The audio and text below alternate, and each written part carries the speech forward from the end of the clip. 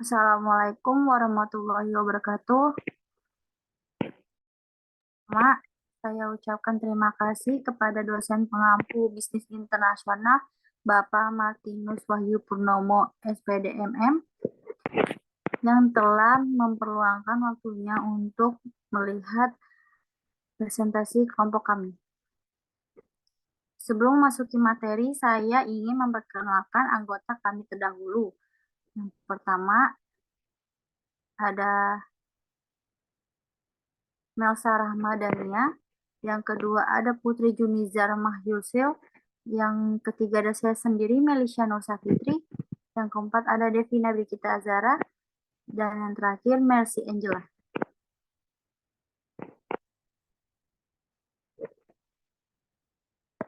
Materi yang akan kita bahas yang pertama adalah latar belakang, kedua pembahasan, ketiga sejarah, keempat tahap-tahap, yang kelima hambatan, dan yang terakhir kesimpulan. Untuk materi pertama, mulai dari latar belakang. Bisnis internasional merupakan salah satu bentuk hubungan internasional sebuah negara. Bisnis internasional merupakan kinerja aktivitas bisnis antar negara. Bisnis internasional yang digerakkan suatu negara memiliki macam aktivitas di dalamnya dan memiliki tahapan memasuki kegiatan bisnis.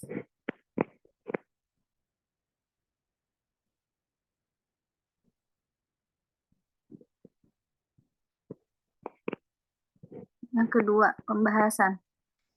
Bisnis internasional adalah sebuah kegiatan yang menyangkut segala macam transaksi bisnis atau transaksi ekonomi di antara dua negara atau lebih, dengan mencakup baik kegiatan antar pemerintah maupun perusahaan swasta. Indrio Gito Sudarmo menyimpulkan bahwa bisnis internasional dibedakan oleh adanya dua transaksi, yaitu perdagangan internasional dan pemasaran internasional. Untuk materi selanjutnya akan dibacakan oleh rekan saya. Perbedaan bisnis internasional dengan bisnis domestik. Bisnis internasional melakukan investasi di negara sendiri dan juga melakukan investasi di negara lain. Karena jarak yang jauh membuat biaya lebih mahal jika dilihat dari sisi lokasi. Sedangkan bisnis domestik, kesempatan untuk memperoleh keuntungan lebih besar berkurang karena ruang lingkup pasar hanya terbatas di negara sendiri. Lebih mudah dalam hal komunikasi, pengurusan izin, investasi, dan transportasi.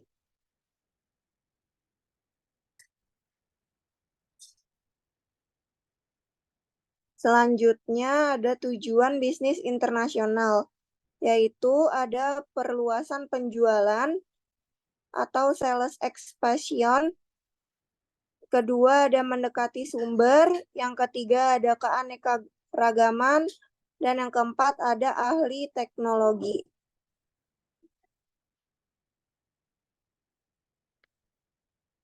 Selanjutnya ada faktor-faktor yang menunjang bisnis internasional, yaitu terdiri dari sejarah, hukum, kondisi geografis, kebudayaan, ekonomi, dan politik.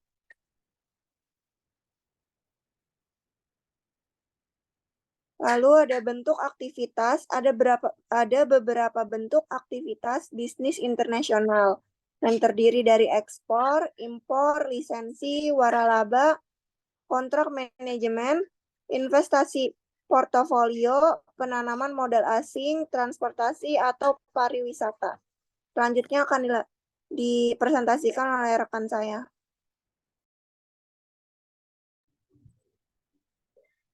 Teori-teori tentang bisnis internasional. Yang pertama ada teori merkantilisme, yaitu adalah teori yang menekankan pada dua ide pokok, yaitu pemupukan logam mulia atau emas, dan politik perdagangan ditunjukkan agar negara terus-menerus meningkatkan ekspor dan mencegah impor. Yang kedua, ada keunggulan absolut. Teori ini diperkenalkan oleh Adam Smith yang menekankan bahwa perdagangan secara sukarela jika kedua negara memperoleh keuntungan. Yang ketiga ada keunggulan komparatif. Teori ini diperkenalkan oleh David Ricardo yang menyebutkan bahwa suatu negara seharusnya memproduksi dan mengekspor barang dan jasa yang dapat diproduksinya dengan relatif lebih banyak dari yang dapat diproduksi negara lain. Dan yang terakhir ada teori proporsi faktor. Teori ini menekankan bahwa negara harus memperhatikan produk-produk yang diproduksi untuk ekspornya sesuai dengan kesediaan faktor-faktor sumber daya di negara tersebut.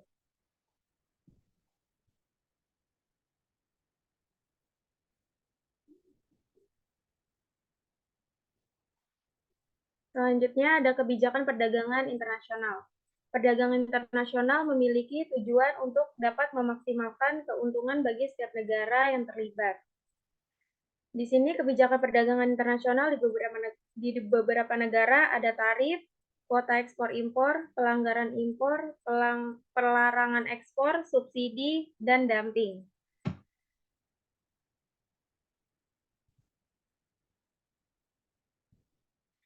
Mengukur perdagangan antar negara.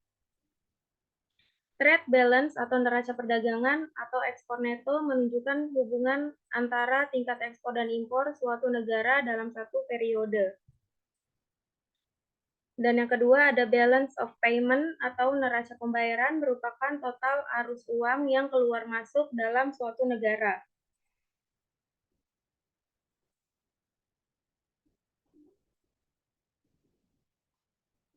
Lalu di sini ada kurs valuta asing. Valuta asing adalah komoditas yang terdiri atas mata uang yang diterbitkan oleh suatu negara di luar mata uangnya sendiri.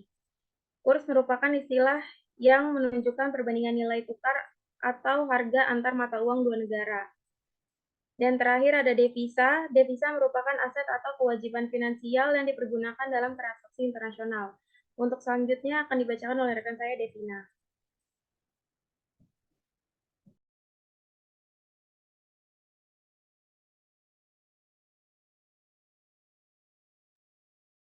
Sejarah bisnis internasional. Sebelum Masehi, perdagangan Venezia dan Yunani mengirim wakil-wakil ke luar negeri untuk menjual barang-barang mereka. Tahun 1600, British East India Company, sebuah perusahaan dagang yang baru dibentuk, mendirikan cabang-cabang di luar negeri di seluruh Asia.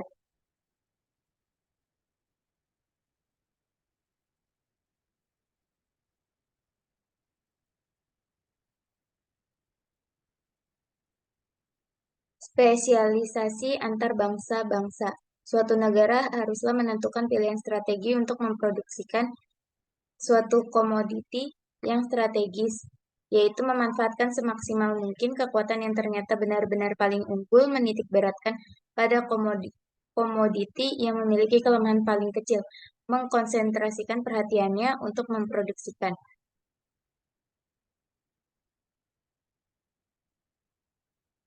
Selanjutnya ada pertimbangan pengembangan bisnis, memanfaatkan kapasitas mesin yang masih menganggur. Produk tersebut di dalam negeri sudah mengalami tingkat kejenuhan. Persaingan yang terjadi di dalam negeri kadang justru lebih tajam. Selanjutnya dibacakan oleh rekan saya. Selanjutnya ada tahap-tahap dalam memasuki bisnis internasional, yaitu ada ekspor insidental atau incident at export. Untuk memasuki bisnis internasional, pada umumnya perusahaan melakukan ekspor insidental terlebih dahulu. Kemudian yang kedua ada ekspor aktif atau aktif ekspor.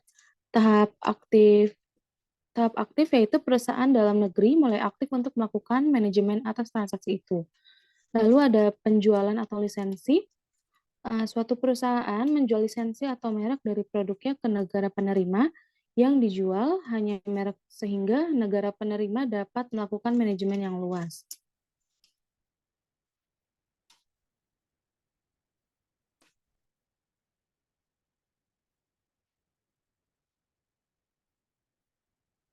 Kemudian untuk selanjutnya ada hambatan dalam memasuki bisnis internasional. Untuk hambatan yang pertama ada batasan perdagangan dan tarif biaya masuk. Tarif biaya masuk adalah pajak yang dikenakan terhadap barang yang diperdagangkan, baik barang impor maupun ekspor.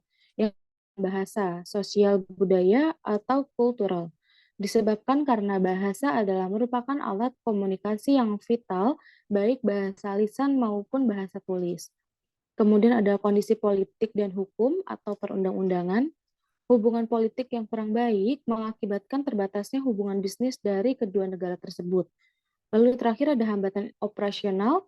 Masalah operasional yakni transportasi atau pengangkutan barang. Untuk kesimpulan dari materi yang sudah kami bahas, yaitu bisnis internasional adalah sebuah kegiatan yang menyangkut segala macam transaksi bisnis di antara dua negara atau lebih, dengan mencakup baik kegiatan antara pemerintah maupun perusahaan swasta. Bisnis internasional terjadi karena tidak semua negara dapat atau mampu memenuhi kebutuhannya sendiri, dan pengadaan kebutuhan negara terbatas.